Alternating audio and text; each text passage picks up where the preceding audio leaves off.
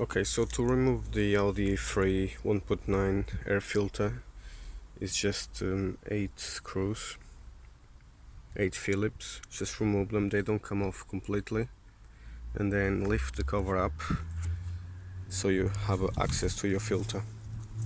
Just be careful with the lines so you don't stretch any lines, and then just insert your new filter and do the screws back up again. Don't do it too tight because it's a plastic screws into a plastic housing, so they don't get damaged. And that's it, really simple.